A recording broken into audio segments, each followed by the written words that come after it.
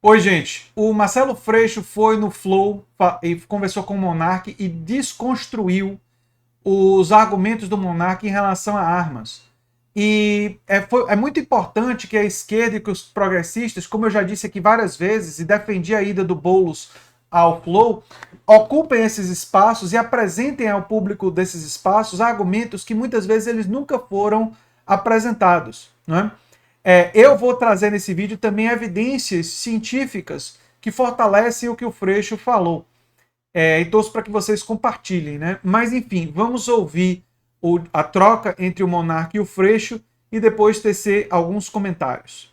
Mas assim, a comparação do carro com arma não é assim, Bom, são dois objetos, duas ferramentas, capacidade letal alta, que depende da escolha do indivíduo se ele vai usar pro bem ou pelo mal. o que uma arma faz? Mata. Hã? Mata. Atira. Atira pra matar. Tá. E o carro é feito para quê? Pra dirigir. Então pronto. Mas isso não é... Não, mas, Pronto. mas Entendemos. o propósito- Entendemos Tá. a diferença. Tá, tem diferença, mas aí tem que proibir o negócio porque o propósito dele é se defender. Não, olha só. Só um comentário rápido. Aí foi a diferenciação de função, né? E a função da arma é uma agressão que pode ser ofensiva ou para defesa, né?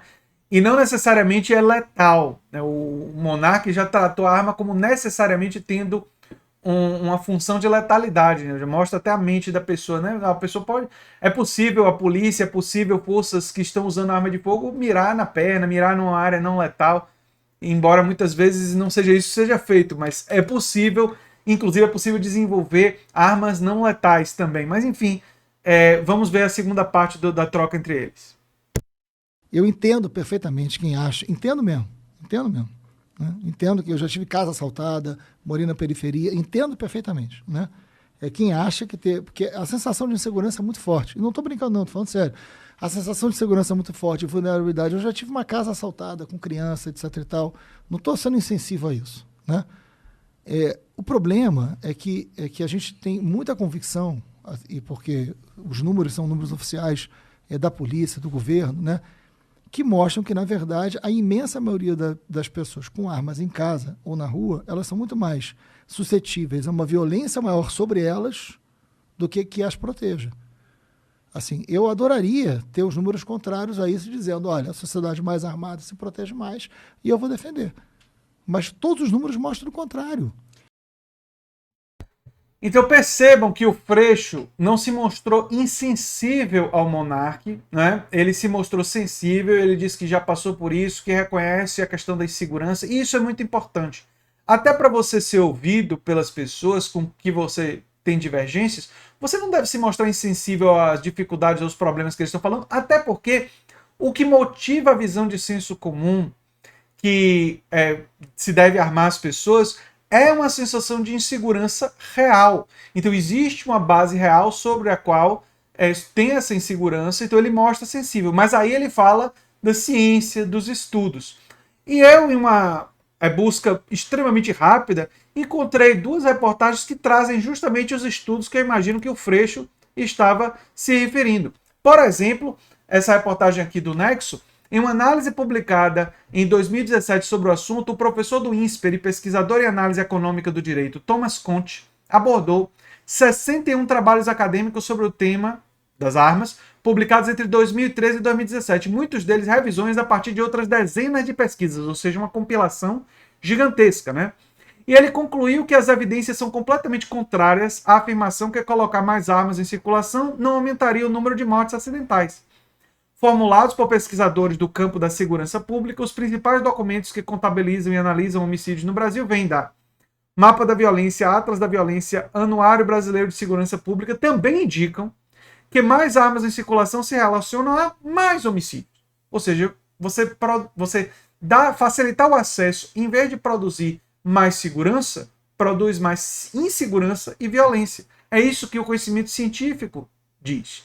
Os pesquisadores brasileiros estão alinhados com seus colegas estrangeiros. Um trabalho publicado em 2017 no Injury Prevention Journal enviou a sociólogos, criminologistas e pesquisadores da área de saúde pública de vários países questionários sobre o tema das armas de fogo e violência. De 109 respondentes, apenas 5% dos especialistas espalhados em todo o planeta Terra concordaram com a afirmação de que posse de armas em casa torna mais segura. E 90% discordaram da afirmação. O porte de armas por cidadãos comuns aumenta a segurança pública, ou seja, eles entendem que diminui a segurança. Então, aqui tem 5 pesquisas sobre posse de arma, né? E os trabalhos, e dizendo risco de suicídio, risco de ser morto, feminicídio aumentando, todas as evidências aqui. Morte de crianças, morte acidental e por aí vai. E aí tem aqui, ó, uma reportagem da BBC News Brasil com uma fala de um dos maiores especialistas do mundo, que é o David Hemingway, professor de saúde pública da Universidade de Harvard, diretor do Harvard Injury Control Research Center, né? E essa ideia de aumentar o armamento não passa de um mito. Ter uma arma em casa aumenta os riscos para os moradores, né? Suas conclusões são baseadas em 150 estudos sobre o efeito das armas de fogo na sociedade e na saúde pública, feitos desde 1990 pelo centro que comanda. Em 2012, Hemingway foi reconhecido pelo governo americano como um dos 20 especialistas em violência mais influentes dos últimos 20 anos. O que ele diz? O que sabemos com certeza é que uma arma em casa é usada muito mais frequentemente não contra alguém que invadiu sua casa, mas contra a sua própria família. É isso que os estudos dizem.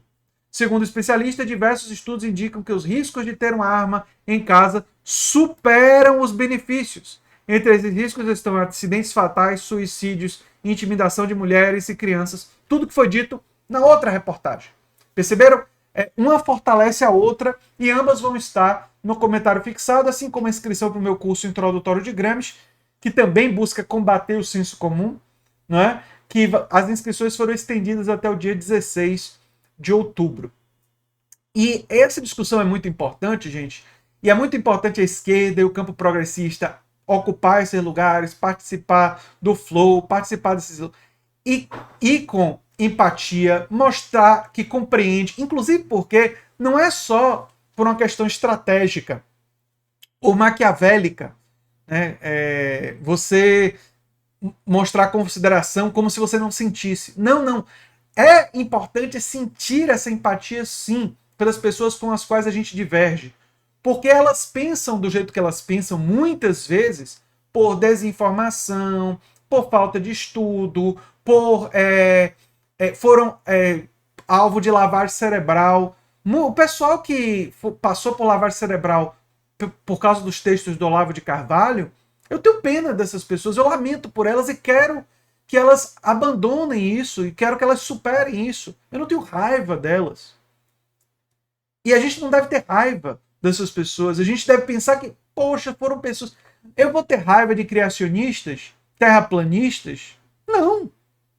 Percebam, pessoas que pensam assim foram alvo de lavagem cerebral, foram pessoas que tiveram a informação equivocada jogada para cima da cabeça delas e acabaram constituindo e reproduzindo um senso comum.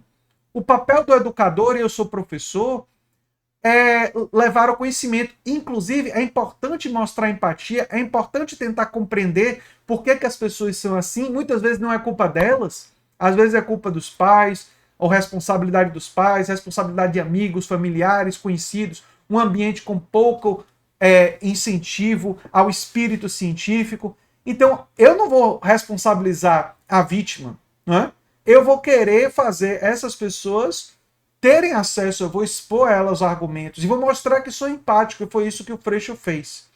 E isso é muito importante, gente, se a gente quer o convencimento. E é exatamente isso que a gente trabalha. A gente tem que trabalhar na democracia por um processo de convencimento, né, das pessoas através de mostrar empatia, porque a gente de fato tem que se sentir solidário a pessoas que estão nesse lugar do senso comum, que é um lugar, em geral, de ignorância, de desconhecimento, e depois de mostrar empatia, reconhecendo isso, trazer o conhecimento, expor a outros argumentos e torcer para que isso, com o passar do tempo, leve ao convencimento. Né?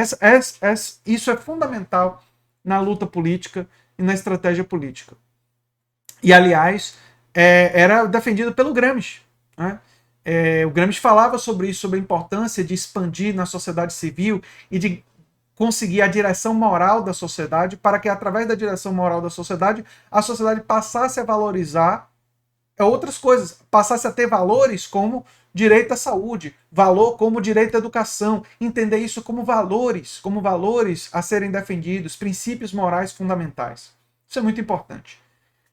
Eu sou André Teixeira Jacobino, canal A Nova Máquina do Tempo, e a gente se vê em breve em outro vídeo. Tchau, tchau, gente.